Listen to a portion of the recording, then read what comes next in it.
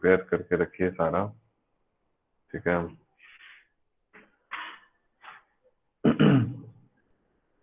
तो पिछले क्लास में हम लोगों ने इलेक्ट्रोमैग्नेटिक वेव्स में क्या क्या देख लिया था।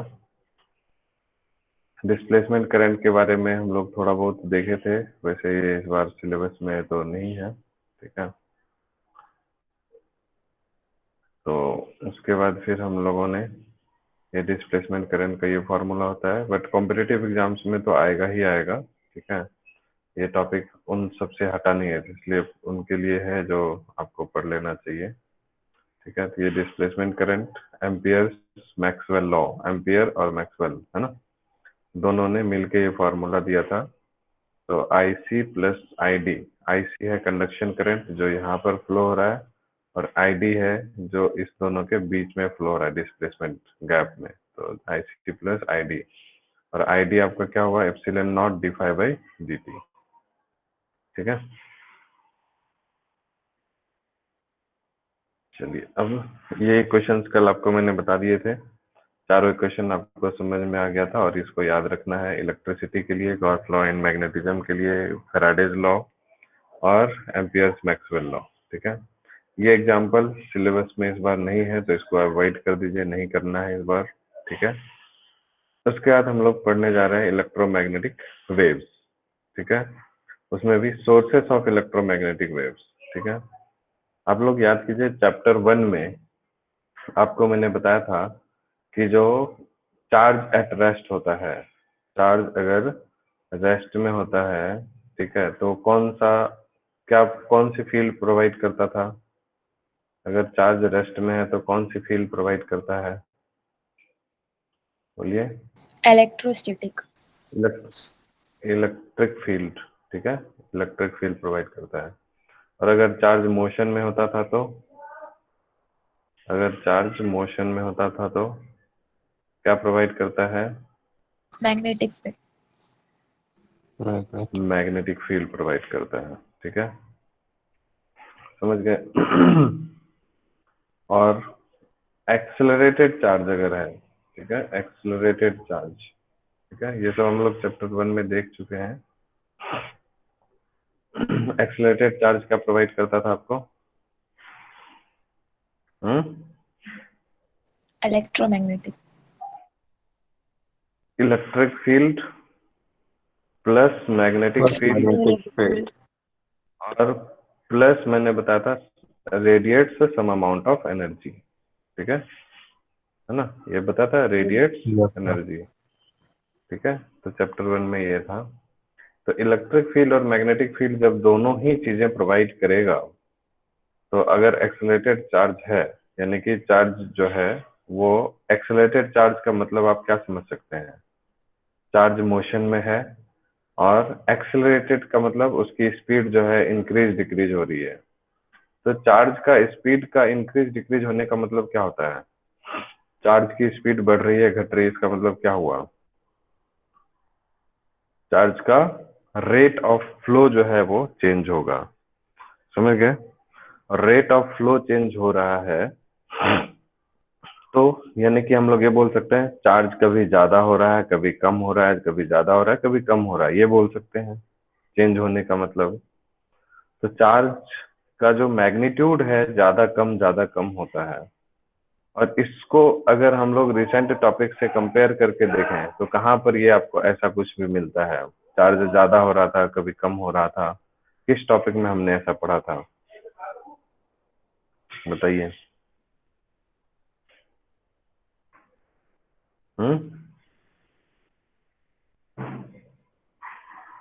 बोलिए। किस टॉपिक में हमने देखा था चार्ज ज्यादा कम होने वाला, अभी रिसेंटली पढ़े हम लोग सब शाम। कैपेसिटर वाले सर्किट में।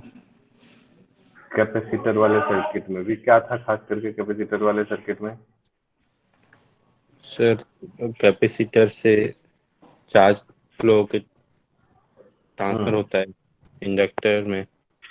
हाँ, LC ऑसिलेशन हमने पढ़ा था, है ना।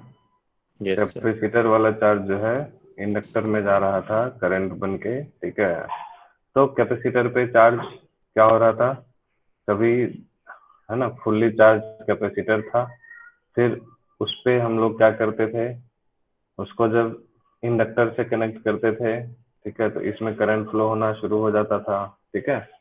फिर ये कैपेसिटर के पास चार्ज कम हो जाता था तो करंट जो है इंक्रीज हो जाता था इंडक्टर में, ठीक। तो यहाँ इलेक्ट्रिक फील्ड और यहाँ मैग्नेटिक फील्ड, समझ गए ना। तो इसको हम लोग ये समझ सकते हैं। फिर यहाँ पर क्या होता था, फिर चार्ज और कम हुआ और कम हुआ और कम हुआ तो मिनिमम हो जाता था चार्ज, ये पूरा का पूरा डिस्चार्ज हो जाता था और उसका यहाँ पर करंट मैक्सिमम हो जाता था, ठीक है। तो ये सब बातें हम लोगों ने देखी थी, ठीक।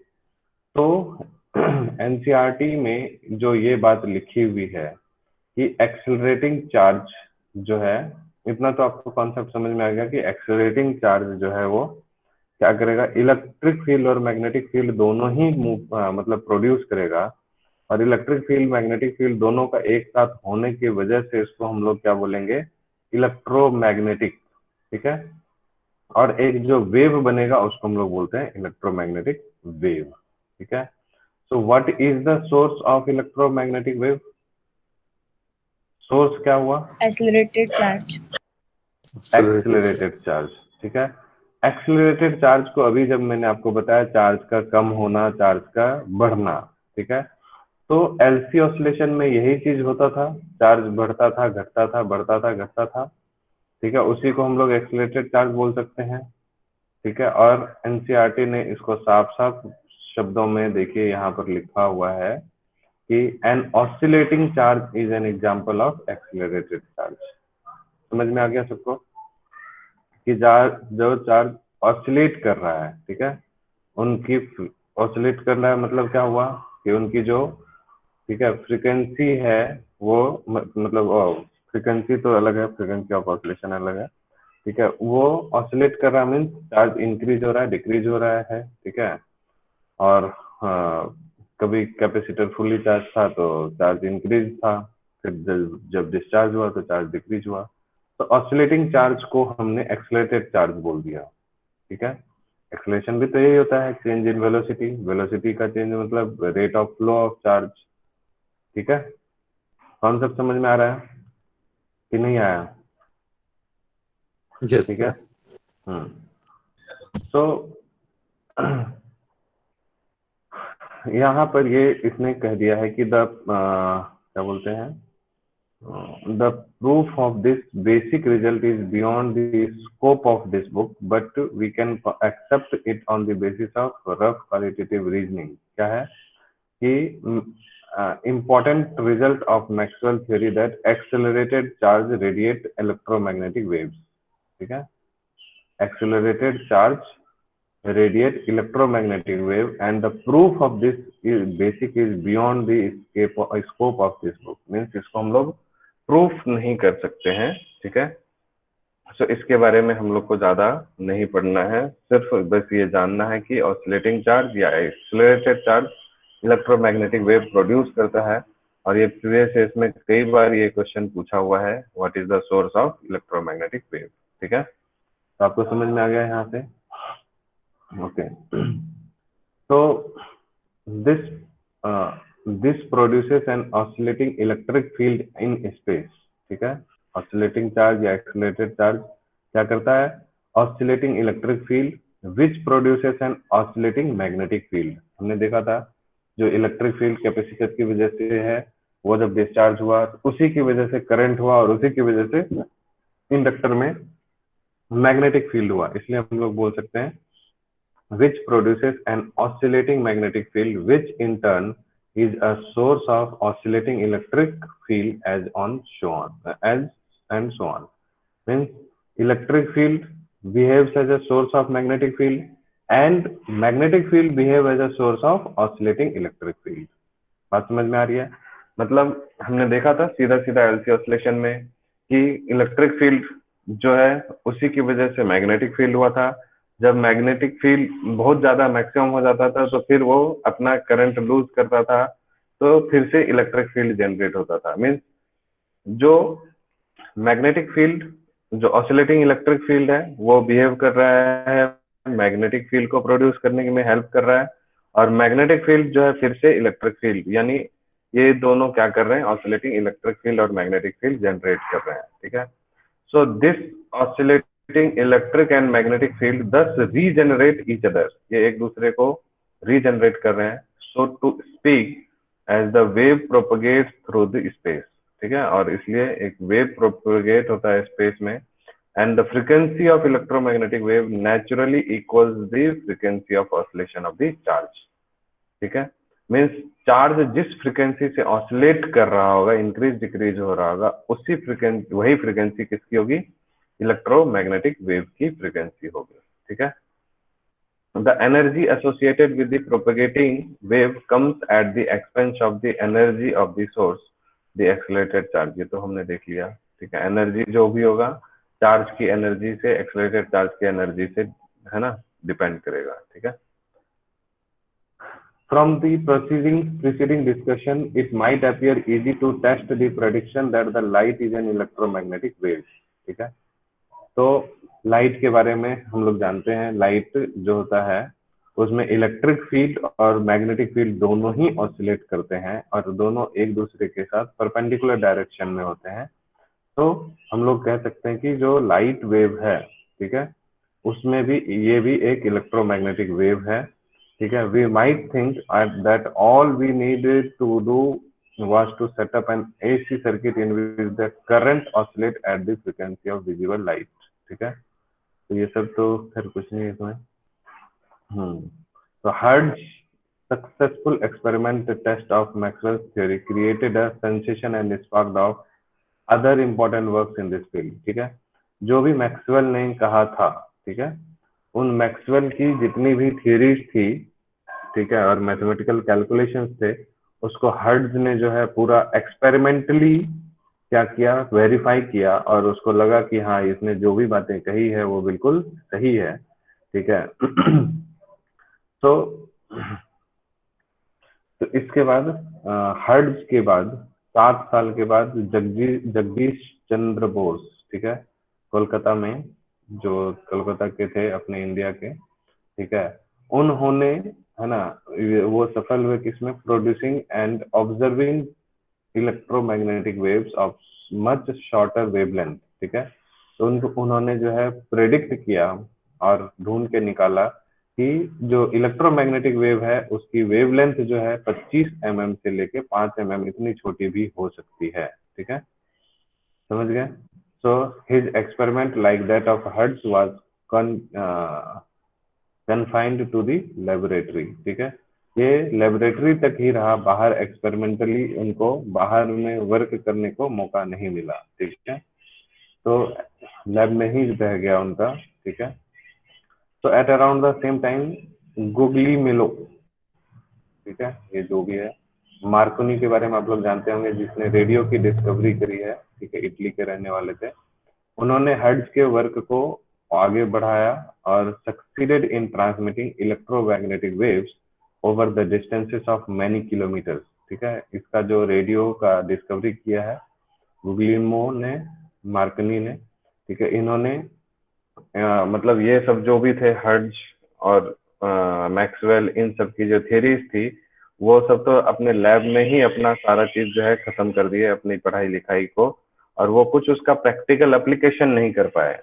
लेकिन मार्कनी जो थे उन्होंने इन एप्लीकेशंस को क्या किया, प्रैक्टिकल लाइफ में जो उसको यूज किया, और उन्होंने जो है ना, इलेक्ट्रोमैग्नेटिक वेव को बहुत ही लॉन्ग डिस्टेंसेस तक, आप जानते हैं रेडियो का काम ही होता है कि एक जगह से दूसरी जगह तक, मतलब एक शहर से दूसरे शहर तक आवाज पहुंचाना, तो उन्होंने जो है मैनी किलोमीटर्स तक इस डिस्टेंस, मैनी किलोमीटर्स तक इस साउंड को या इलेक्ट्रोमैग्नेटिक वेव को पहुंचाने का काम किया, ठीक है। साउंड एक्चुअली में इलेक्ट्रोमैग्नेटिक वेव होता नहीं है, उसको बनाया जाता है, उस फॉर्म में बनाया जाता है ताकि वो ट्रांसफर हो सके, ठीक है। उसके बारे में, उस प्रोसेस को बोलते हैं हम लोग मॉड्यूलेशन, ठीक है। जैसे पढ़े ना हम लोग, बोलते हैं ना एएम एफएम, तो एएम होता है एम्पलीट्यूड मॉड्यूलेशन, एफएम होता है फ्रीक्वेंसी मॉड्यूलेशन। जो रेडियो में नहीं जानते एएम एफएम ये सब जो बोलते रहते हैं, ठीक है, तो वो सब Yes, हमारे sir. चैप्टर 15 में था, कम्युनिकेशन फिजिक्स, इसी साल हम लोग को पढ़ना था, बट सिलेबस से हटा दिया गया है वो सब। पिछले साल ही हटा दिया था वो, ठीक है। So Marconi's experiment mark the beginning of the field of communication using electromagnetic waves.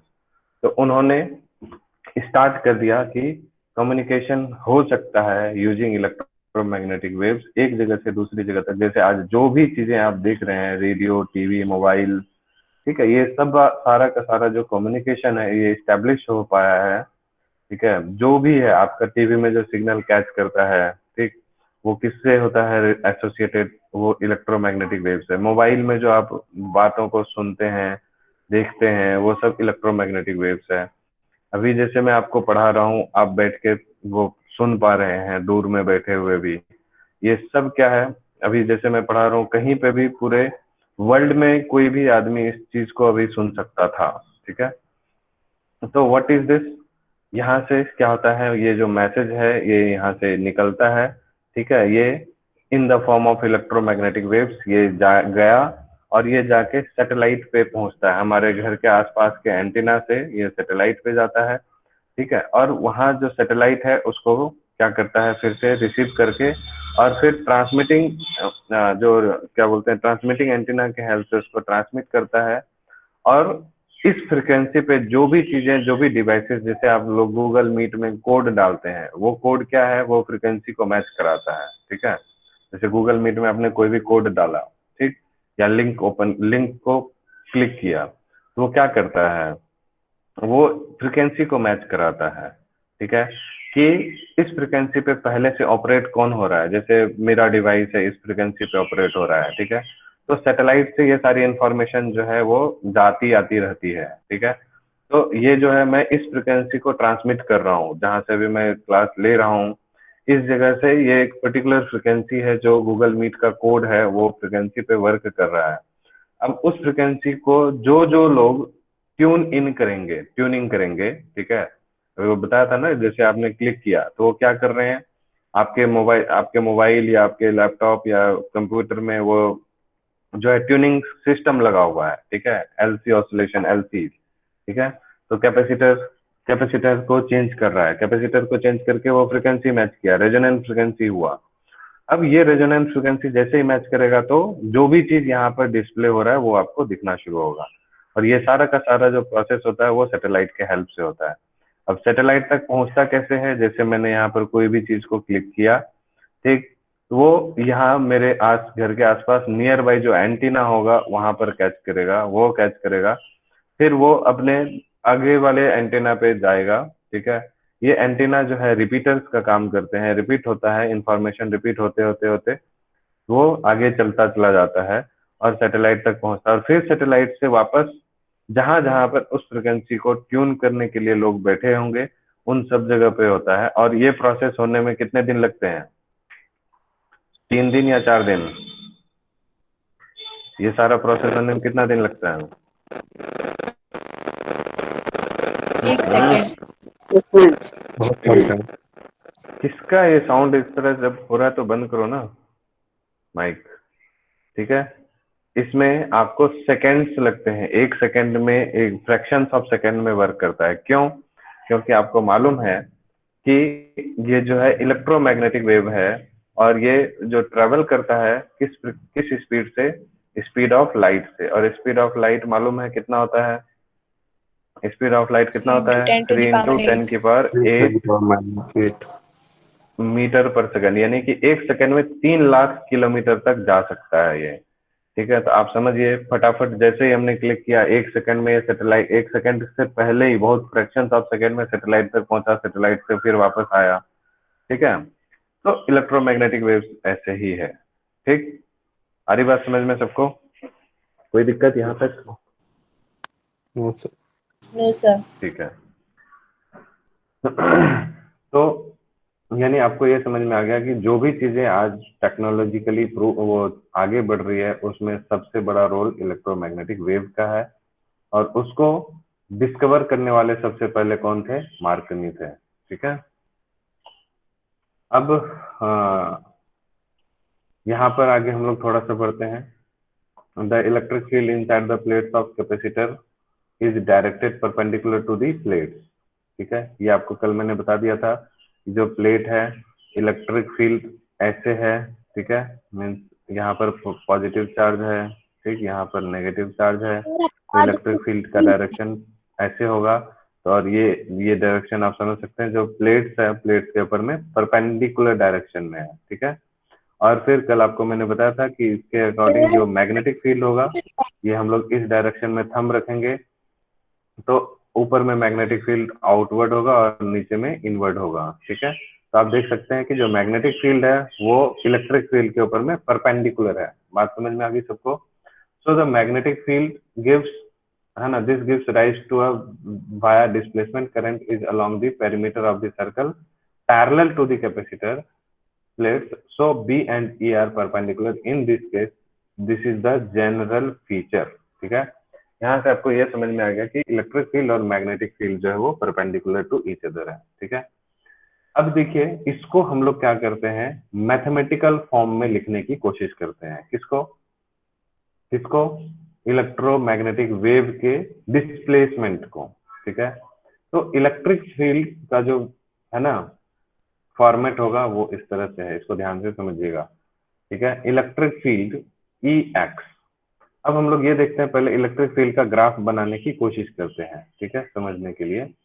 देखिए, ये अगर क्या था आपका एलसी ऑसिलेशन में हम लोग चलते हैं शुरुआत में, ठीक है, जब आपका कैपेसिटर फुली डिस्चार्ज हो गया है वहां से हम लोग स्टार्ट करते हैं, ठीक है। अब फुली डिस्चार्ज हो गया है, वहां पर आपका जो है इलेक्ट्रिक फील्ड क्या है, 0 है, ठीक। फिर वो कैपेसिटर ने थोड़ा सा अपना क्या किया, चार्ज बढ़ाया, तो इलेक्ट्रिक फील्ड बढ़ेगी। बात समझ में आ रही है? और थोड़ा सा चार्ज बढ़ाया, इलेक्ट्रिक फील्ड और बढ़ेगी, और थोड़ा सा चार्ज बढ़ाया, इलेक्ट्रिक फील्ड और बढ़ेगी, ठीक है। चार्ज बढ़ा बढ़ा बढ़ा, एक ऐसा टाइम आया कि मैक्सिमम अमाउंट ऑफ चार्ज जो है, यानी कि कैपेसिटर फुल्ली चार्ज हो गया, तो उस समय maximum amount of electric field होगी। बात समझ में आ रही है? ये डायग्राम समझ आ रहा है जो मैं बना रहा हूँ? हाँ, Yes, sir. अब ये क्या हो गया, मैक्सिमम अमाउंट ऑफ चार्ज जो है उसमें हो गया, क्या बोलते हैं, कैपेसिटर फुली चार्ज हो गया, तो maximum amount of electrical energy होगी। अब इसके बाद क्या होगा, फिर से फिर से फिर से Decrease. डिक्रीज डिक्रीज करना शुरू करेगा, चार्ज कैपेसिटर डिस्चार्ज होना शुरू होगा, ठीक है, डिस्चार्ज होना शुरू होगा, डिस्चार्ज होना शुरू होगा, तो इलेक्ट्रिक फील्ड की वैल्यू कम होनी शुरू हो जाएगी, इलेक्ट्रिक फील्ड की वैल्यू कम होनी शुरू हो जाएगी, इलेक्ट्रिक फील्ड की वैल्यू कम होनी शुरू हो जाएगी, फिर मिनिमम हो जाएगी। फिर उसके बाद यानी कि मिनिमम हो गया कि फिर से वो क्या हो गया, फुली डिस्चार्ज। अब फिर क्या होता था, अपोजिट डायरेक्शन में क्या होता था, चार्ज होना शुरू होता था। याद आ रहा है? एलसी ऑसिलेशन पूरा दिमाग में पिक्चराइज हो रहा है या मैं दिखाऊं उसको? हो रहा है ना? ठीक है। फिर कैपेसिटर अब अपोजिट डायरेक्शन में, है ना, चार्ज होगा, तो अब जैसे प्लेट्स पे आप याद कीजिए, पहले जो है प्लेट्स पे यहाँ पर पॉजिटिव चार्ज था, ठीक है। फिर बाद में आपने देखा था ना कि इस पे प्लेट्स पे जो है चार्ज का डायरेक्शन ऐसे ऐसे हो गया था, नहीं? तो इलेक्ट्रिक फील्ड का डायरेक्शन अपोजिट हो जाएगा कि नहीं हो जाएगा? तो बोलो। Yes, sir. ठीक है, तो फिर ये इस तरह से जो है चार्ज जो है, यानी इलेक्ट्रिक फील्ड बढ़ना शुरू हुआ। फिर क्या होता था, इलेक्ट्रिक फील्ड घटने लग जाता था इस तरह से। यानी आप इसको अगर ड्रॉ करके देखेंगे तो ऐसे ऐसे करके जो है बनेगा। नहीं समझ में आया? एक साइनोसाइडल टाइप से इलेक्ट्रिक फील्ड का फॉर्मेशन होगा। यस और नो? यस और नो? Yes sir. ये कौन, ओम प्रकाश, तुम अपना माइक ऑन मत करो, बहुत ज्यादा डिस्टरबेंस है तुम्हारे माइक में, ठीक है। ठीक, तो ये देखिए, ये है आपका इलेक्ट्रिक फील्ड, ये दिख रहा है, दिस इज इलेक्ट्रिक फील्ड, ठीक है। ऐसे हो गया इलेक्ट्रिक फील्ड। देखिए कैसे कैसे करके गया है, ऐसे ऐसे ऐसे, अभी जो आपको बताया था, समझ आ रहा है सबको? फिर यहाँ पे ऐसे ऐसे ऐसे, तो ये Yes, yes. Perpendicular to the, है ना, मतलब डायरेक्शन ऑफ प्रोपगेशन है, ऐसे करके, ठीक है। तो एक्स एक्सिस के अलोंग जो है, आप देखिए ये एक्स एक्सिस है, तो एक्स एक्सिस के अलोंग जो है इलेक्ट्रिक फील्ड ऑसिलेट हो रहा है। यस और नो? वहां पर पॉजिटिव एक्स एक्सिस, यहाँ पर नेगेटिव एक्स एक्सिस, यहाँ पॉजिटिव फिर नेगेटिव। समझ आया सबको या नहीं आया ये बात? ये बताओ। बोलो, ग्राफिकली इसको दिखा सकते हैं ना इसे, ठीक है। अब आपको ये बताया कि मैग्नेटिक फील्ड इसके ऊपर परपेंडिकुलर डायरेक्शन में होगा, देखा अभी हमने, ये अगर इलेक्ट्रिक फील्ड ऐसे है तो मैग्नेटिक फील्ड का डायरेक्शन परपेंडिकुलर डायरेक्शन में होगा। तो हम मान लेते हैं एक्स एक्सिस के अलोंग अगर आपका हाँ क्या बोल रहे हैं इलेक्ट्रिक फील्ड हो रहा है, तो वाई एक्सिस के अलोंग मैग्नेटिक फील्ड हो रहा है। तो this is your Y axis, ठीक है, और this is your X axis and this is your Z axis, ठीक है।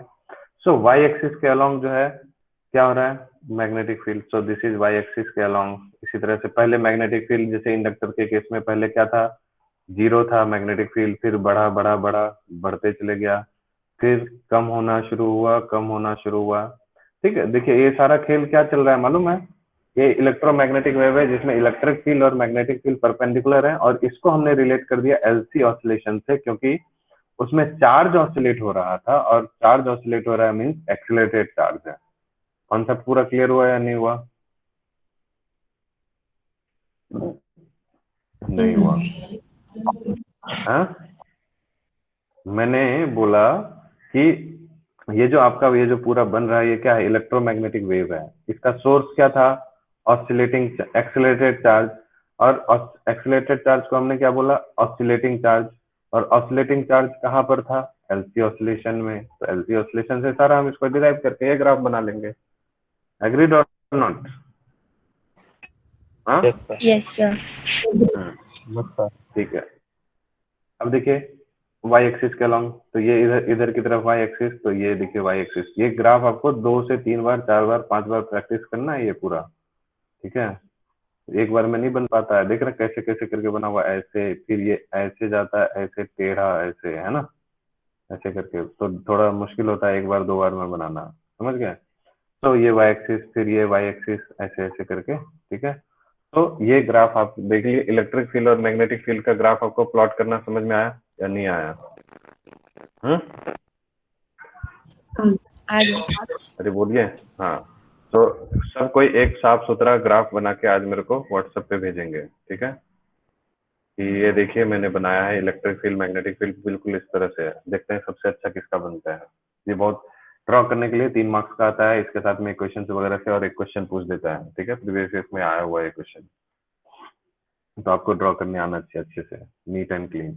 अब जो इलेक्ट्रोमैग्नेटिक वेव है उसमें इलेक्ट्रिक फील्ड है, मैग्नेटिक फील्ड है, लेकिन जो वेव प्रोपगेट करता है तो दोनों के ऊपर परपेंडिकुलर होता है। तो एक्स एक्सिस के along electric field, Y axis के अलोंग मैग्नेटिक फील्ड, ठीक है। और प्रोपगेशन ऑफ वेव जो होगा वो this is along the Z axis. और आपको देखने से भी लग रहा है ये वेव जा किधर रहा है, किधर जा रहा है, ऑसिलेट तो कर रहा है ऐसे ऐसे, ठीक है, ऐसे ऐसे, लेकिन जा किधर रहा है, अलोंग दिस एक्सिस। और इस एक्सिस का नाम हमने कौन सा एक्सिस दे दिया, जेड एक्सिस दे दिया। बात समझ में आ रही है? तो electric field, magnetic field and direction of propagation all are perpendicular to each other. Agreed? Agreed और नॉट? तो हमने लिखा सर वी के राइट, के क्या है वहाँ पे? कहाँ है के, ये वाला? Yes, sir. अभी उसको पढ़ाया कहाँ हूँ, अभी क्यों Yes, रो रही है, sir. रुक, अभी पढ़ाया थोड़ी हूँ उसको, जब पढ़ाऊंगा तब ना बताऊंगा। अब हमने क्या किया, E x electric field along x axis, magnetic field along Y axis, ठीक है, इसको हम लिखना शुरू करेंगे। अब देखिए both electric field and magnetic field are sinusoidally varying, ठीक है।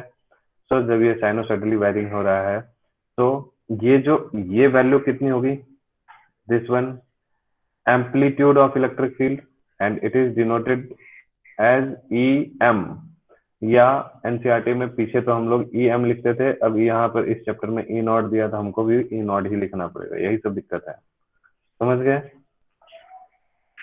इलेक्ट्रिक फील्ड एम्पलीट्यूड समझ आ गया, E नॉट, और ये जो है ये वाला क्या है, B नॉट है, ठीक है, मैग्नेटिक फील्ड का एम्पलीट्यूड, समझ गए ना सब कोई, ठीक। Yes sir. अब देखिए हाँ, तो इलेक्ट्रिक फील्ड और magnetic field E naught sine, है ना, हमारा सिर्फ क्या होता था, ओमेगा टी होता था, ठीक। अब क्योंकि ये आपको याद कीजिए, हम लोग जब वेव्स पढ़ रहे थे लास्ट ईयर 11th में, तो आपको मैंने बताया था कि प्लेन प्रोग्रेसिव वेव, ठीक है, जो होता था, ये सिर्फ आपको जैसे E equal to E naught sine omega T है, ये आपको दिखाता है सिर्फ और सिर्फ क्या, स्टेशनरी वेव दिखाता है। लेकिन जो वेव मूव कर रहा होता था, जैसे है ना y equal to A sine omega T minus, है ना, के एक्स, याद आ रहा है, ऐसा कुछ करके हम लोग वेव चैप्टर में पढ़े थे इक्वेशन। ये दिखाता है कि ये जो है वो क्या है, वेव मतलब प्रोग्रेसिव वेव है, ठीक है, समझ गए ना। तो ये दिखा रहा है कि इलेक्ट्रोमैग्नेटिक वेव ऐसा है जो कि आगे भी बढ़ रहा है और ऑसिलेट भी हो रहा है, ठीक है। तो इसमें ये जो है, या तो आप ओमेगा टी माइनस के एक्स लिख लीजिए या के एक्स माइनस ओमेगा टी लिख लीजिए, ठीक है, ये आपको ध्यान में रखना है। जिसमें अभी और भी डिटेल से अभी इसको समझा रहा हूं मैं, ठीक है। देखिए इसमें जो है ध्यान देना है कि डायरेक्शन ऑफ प्रोपगेशन क्या है, ठीक है। तो अभी आप देखिए डायरेक्शन ऑफ प्रोपगेशन क्या है, जेड एक्सिस है, बोलिए। Yes, sir. Yes, sir. तो direction Yes, of sir. Propagation जब जेड एक्सिस है, तो हम लोग इसको क्या लिखेंगे, साइन के into Z minus omega T, ठीक है। के जो होता है वो वेव नंबर के बराबर होता है, आपको मैंने ये सब चीजें वेव में पढ़ा रखा है लास्ट ईयर, ठीक है। ये एंगुलर वेव नंबर होता है, ठीक है, जिसको हम लोग के से डिनोट करते हैं। जैसे ओमेगा है तो एंगुलर फ्रीक्वेंसी होती है, तो ओमेगा इज इक्वल टू क्या होता था, 2 पाई बाई टी होता था। उसी तरह से wave number, angular wave number हमारा होता है कितना, 2 पाई बाई लैम्डा होता है, ठीक है। सो ये के है, ठीक है, वेवलेंथ से रिलेटेड होता है, इसको हम लोग वेव नंबर बोलते हैं, ठीक है, एंगुलर वेव नंबर, ठीक। तो आपको समझ में आ गया। अगर मान लीजिए आपको यहाँ पर के एक्स माइनस ओमेगा टी दिया रहेगा, ठीक है, तो आप क्या समझेंगे, डायरेक्शन ऑफ प्रोपगेशन क्या है वेव का, यहाँ पर X के direction. एक्स अगर दिया हुआ है, X axis. हाँ हाँ, the direction of propagation is along x axis. अगर यहाँ पर के वाई माइनस ओमेगा टी रहेगा तो क्या समझेंगे, Y axis. Y axis में. K Y minus omega T Y axis के अलोंग। तो अब समझ में आ गया, ठीक है। अब एक और चीज देखिए, आपको ये भी मैंने 11th में पढ़ा रखा है कि अगर यहाँ पर प्लस होगा, ठीक है, के एक्स प्लस ओमेगा टी या के वाई प्लस ओमेगा टी या के जेड प्लस ओमेगा टी, तो वेव का जो डायरेक्शन ऑफ प्रोपगेशन हो जाएगा वो नेगेटिव एक्स एक्सिस के अलोंग हो जाएगा। यहाँ पर जेड एक्सिस है, के जेड है, तो नेगेटिव जेड एक्सिस के अलोंग हो जाएगा। याद आ रहा है, ये सब मैंने 11th में सब पढ़ा रखा है वेव्स में, बात समझ में आ गई। अगर माइनस है तो ये पॉजिटिव डायरेक्शन में जा रहा है, अगर प्लस है तो नेगेटिव डायरेक्शन में जा रहा है। Agreed, agreed, Yes, sir. अरे बोलो। ठीक है। Yes, sir. तो यहाँ से हमारा ये जो है इलेक्ट्रिक फील्ड को आपने देख लिया, E naught sine K Z minus omega T, magnetic field B naught sine K Z minus omega T. यहाँ तक क्लियर हो गया। इस तरह से हमने इलेक्ट्रिक फील्ड और मैग्नेटिक फील्ड को रिप्रेजेंट कर दिया। अब बात आती है इसमें कि ओमेगा क्या है वो तो आपको बता दिए, ठीक है, के क्या है वो भी आपको बता दिया, ठीक है। अब स्पीड v जो होता है ना, v इज इक्वल टू हम लोग क्या जानते हैं, वेलोसिटी ऑफ जो क्या बोलते हैं उसको, वेव प्रोपगेशन ऑफ वेव जो होगा, ठीक है। तो हम लोग जानते हैं speed is equal to distance इसमें क्या होता है, वेवलेंथ अपॉन में टाइम पीरियड। वेवलेंथ वगैरह भी बताना पड़ेगा क्या, कि याद है सबको, वेवलेंथ टाइम पीरियड मालूम है ना। जैसे अगर ये कोई है ना वेव है, ठीक है, तो वेवलेंथ क्या होता था, इसको हम लोग बोलते थे क्रेस्ट ट्रफ, क्रेस्ट ट्रफ। तो क्रेस्ट के से क्रेस्ट का डिस्टेंस को हम लोग वेवलेंथ बोलते हैं, या ट्रफ से ट्रफ के बीच का डिस्टेंस को वेवलेंथ बोलते हैं, या यहाँ से लेके स्टार्टिंग से लेके complete length of the wave, यहाँ से लेके यहाँ तक एक वेव बन रहा है, इस लेंथ को भी हम लोग वेवलेंथ बोल सकते हैं, समझ गए। और इसको पूरा कंप्लीट करने में जितना टाइम लगता है उसको टाइम पीरियड बोलते हैं, और नंबर ऑफ ऑसिलेशन पर सेकंड को हम लोग फ्रीक्वेंसी बोलते हैं। ये सब चीजें क्लियर है ना सबको, कि दिक्कत है इसमें। Yes, sir. ठीक है। अब देखिए यहाँ पर जो है लैम्डा आया, ठीक। इसमें हम लोग क्या कर रहे हैं, 2 पाई से मल्टीप्लाई कर रहे हैं और 2 पाई से डिवाइड कर रहे हैं, ठीक है। 2 पाई से मल्टीप्लाई और 2 पाई से डिवाइड, ठीक है, समझ गए। तो अब ध्यान से देखिएगा, यही चीज क्या बन जाएगा, ये 2 पाई बाई टी, ठीक है। ये जो 2 पाई अपॉन टी है उसको हम एक साथ लिख दिए, 2 pi upon T into 1 upon 2 pi by lambda. ये लैम्डा जो है ऊपर, उसको नीचे ला सकते हैं ऐसे करके, यस और नो, यस और नो, अरे बोलो। और 2 पाई बाई टी क्या है, 2 पाई बाई टी क्या होता है, अभी देखा था हमने, ओमेगा, ठीक है। और 2 पाई बाई लैम्डा क्या होता है, 2 पाई बाई लैम्डा क्या है, के, समझ गए। तो इसलिए जो speed of propagation of wave is omega by के। आगे बात समझ में सबको, स्पीड ऑफ प्रोपगेशन क्या हो गया, ओमेगा अपॉन के। कोई दिक्कत, ठीक है। तो ओमेगा इज एंगुलर फ्रीक्वेंसी, के is the magnitude of wave vector, ठीक है, या प्रोपगेशन वेक्टर के, and its direction describes the direction of propagation of wave. तो के वो है जिसको हम लोग वेव वेक्टर बोलते हैं, एंगुलर वेव नंबर बोल सकते हैं, प्रोपगेशन वेक्टर बोल सकते हैं, और इसी के का जो डायरेक्शन है वही आपको बताएगा कि प्रोपगेशन ऑफ वेव किस डायरेक्शन में हो रहा है। जैसे यहाँ देखिए के का डायरेक्शन मतलब के जेड है ना, ये हो गया। अब यहाँ पर मान लीजिए सपोज अगर मैं, ठीक है, अगर मैं ऐसा लिख दूं तो ये सही है या गलत है ये बताइएगा। मैं यहाँ पर जे कैप लिख दिया, ये सही है या गलत है,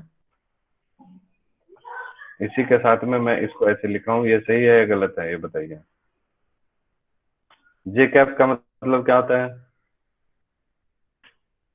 जे कैप का मतलब क्या होता है, वाई डायरेक्शन, हाँ, वाई एक्सिस के along, unit vector along Y axis. तो अभी मैंने ये सही लिखा कि गलत लिखा, गलत। के कैप तो आएगा, यहाँ क्या लिखना चाहिए, के आई कैप। के कैप। अरे ये वो डायरेक्शन ऑफ प्रोपगेशन नहीं है ना, इलेक्ट्रिक फील्ड है, इलेक्ट्रिक फील्ड ई एक्स है। बात समझ में आ रही है, तो क्या होना चाहिए वहां पर, आई कैप होना चाहिए, ठीक है, क्लियर है। और यहाँ पर मैग्नेटिक फील्ड में यहाँ पर क्या आएगा, जे कैप आएगा, ठीक है। और इसलिए डायरेक्शन ऑफ प्रोपगेशन जो होगा वो आई क्रॉस जे होगा। डायरेक्शन ऑफ प्रोपगेशन क्या होगा, आई क्रॉस जे, इलेक्ट्रिक फील्ड और मैग्नेटिक फील्ड के ऊपर परपेंडिकुलर, यानी कि के कैप, यानी जेड एक्सिस के अलावा। आगे बात समझ में सबको, ये सब छोटी छोटी चीजें बोलिए जल्दी। यस सर, अरे बोलो ना हाँ या नहीं कुछ तो। यस तो सर, आ रहे अभी हैं। आपको मैंने बताया वी यानी कि स्पीड ऑफ वेव, उसको हम लोग सी बोलेंगे क्योंकि ये, अच्छा, ये जो इलेक्ट्रोमैग्नेटिक वेव होगा वो कैसा होगा सबको पता है ना, ट्रांसवर्स वेव होगा, ठीक है, लॉन्गिट्यूडनल वेव नहीं होगा, क्योंकि इसमें electric field magnetic field perpendicular direction में ऑसिलेट करता है, ठीक है। तो सी इक्वल्स टू हमारा हो गया ओमेगा अपॉन के, तो ओमेगा इक्वल्स टू क्या हो गया, सी इंटू के। और सी की वैल्यू हम लोग पहले से ही जानते हैं किसके बराबर होता है, under root 1 upon mu not epsilon not, ठीक, समझ गए सब कोई, ठीक है। So omega is equal to c into k, ये सब रख दिया, तो यहाँ से c is equal to wavelength into frequency, ये फॉर्मूला भी आ गया। और हम लोग ये भी पढ़े हैं, ठीक है, मैक्सवेल इक्वेशन से भी हो गया, और ये पहले भी हम लोग पढ़े थे वेलोसिटी सिलेक्टर में, है ना, v is equal to E by B, याद आ रहा है, वेलोसिटी सिलेक्टर भूल गए, ratio of electric field and magnetic field. दूसरी तरह से इलेक्ट्रिक फील्ड का एम्पलीट्यूड और मैग्नेटिक फील्ड का एम्पलीट्यूड का जो रेशियो होगा वो किसके बराबर होगा, स्पीड ऑफ लाइट के बराबर होगा। और ये आया कहाँ से, मैक्सवेल्स इक्वेशन से आया है, ठीक है, ये भी आपको ध्यान में रखना है, समझ गए। तो ये सब बेसिक बातें थी, इसी से रिलेटेड जो है एक दो हम लोग जल्दी जल्दी क्वेश्चंस देख लेते हैं, बाकी हम लोग नेक्स्ट क्लास में अच्छा, इसके ऊपर में एक एग्जांपल भी होगा, देख लीजिए कहाँ गया, example number 8.2, a plane electromagnetic wave of frequency to 25 megahertz travels in free space along x axis, ठीक है। और यानी कि कौन है x axis के along, इलेक्ट्रोमैग्नेटिक वेव है, ठीक है। So at a particular point in space E equal to electric field है वाई एक्सिस के अलॉन्ग में, and what is B at this point, ठीक है। तो आप बताइए मैग्नेटिक फील्ड किस डायरेक्शन में होगा जल्दी। अरे ये एक्स एक्सिस है wave, electric field Y axis है, तो मैग्नेटिक फील्ड किस एक्सिस में होगा। Z axis. अरे यार एक्स एक्सिस कैसे हो जाएगा, ये देखो ना, प्लेन इलेक्ट्रोमैग्नेटिक वेव है एक्स एक्सिस के अलॉन्ग, ठीक है। इलेक्ट्रिक फील्ड है वाई एक्सिस के अलॉन्ग, तो मैग्नेटिक फील्ड किस एक्सिस के अलॉन्ग होगा। Z axis. हाँ जेड एक्सिस, क्लियर है ना, अभी क्या दिक्कत है उसमें, ठीक है। और इसकी वैल्यू क्या होगी, कैसे निकालेंगे, कैसे निकालेंगे। अभी हमने देखा था C इज इक्वल टू क्या होता था, ई नॉट अपॉन बी नॉट, ठीक है। ई ऊपर रहता है, ये ध्यान रखना है। अब आपको C मालूम है 3 into 10⁸ E not electric field का वो दे रखा है आपको, ठीक है, कितना 6.3, ठीक 6.3, और बी नॉट आपको निकालना है, निकल जाएगा या नहीं निकल जाएगा। तो इसमें से बी नॉट को क्या करेंगे, 6.3 में इसको डिवाइड कर देंगे तो ये आ जाएगा, और इसका अलोंग किधर जेड एक्सिस होगा, और इसलिए के कैप हो गया, समझ गए, खत्म। अगला देखिए, the magnetic field in a plane perpendicular plane electromagnetic wave Y axis के अलोंग में मैग्नेटिक फील्ड है, ठीक है। और ये इक्वेशन दे रखा है आपको इतना, ठीक है। ये आपका क्या है, बी नॉट है, और साइन, अच्छा ये बताइए ये क्या है, ये क्या है, ये इतना 0.5 इंटू 10⁻³ के होगा, है ना। और ये क्या है 1.5 इंटू 10⁻11 ओमेगा। ओमेगा, ठीक है। ये दिख रहा है ना, के एक्स प्लस ओमेगा टी। तो इसका पूछेगा डायरेक्शन ऑफ प्रोपगेशन क्या होगा, तो क्या बोलेंगे, X एक्सिस। नहीं, डायरेक्शन ऑफ प्रोपगेशन, जल्दी बोलो जल्दी। X axis. अरे माइनस एक्स एक्सिस होगा ना यार, ये देखो ना, के एक्स प्लस ओमेगा टी है, ठीक है। तो प्लस है यहाँ पर, तो इसका मतलब क्या है, नेगेटिव एक्स एक्सिस होगा ना। यस अभी भी सर। नहीं समझ में आ रहा है किसे, ठीक है। आ गया। तो नेगेटिव एक्स डायरेक्शन, ठीक है, क्लियर। तो ये पहली चीज, ये आपको ध्यान में रखना है। दूसरी चीज, अब देखिए what is the wavelength and frequency, तो ये है आपका के आपको मालूम है 0.5 इंटू 10⁻³ और के की वैल्यू होती है कितनी, 2π/λ। तो यहाँ से आप लैम्डा निकाल लेंगे या नहीं निकाल लेंगे, तो लैम्डा कितना हो जाएगा, ये इतना इसके बराबर है के बराबर, तो लैम्डा इज इक्वल टू हो जाएगा कितना, 2π अपॉन में ये वाली क्वांटिटी, तो 2π अपॉन में ये क्वांटिटी, समझ आ गया सबको। फिर पूछा फ्रीक्वेंसी, तो ओमेगा आपको गिवन है क्वेश्चन में, कितना कितना दे रखा है 1.5 इंटू 10⁻11, ठीक है। तो आप यहाँ से ओमेगा होता है कितना, 2π/t के बराबर होता है, समझ गए ना। तो आप यहाँ से टाइम पीरियड भी निकाल लेंगे, ठीक है, और 1 अपॉन टाइम पीरियड फ्रीक्वेंसी होता है, क्लियर।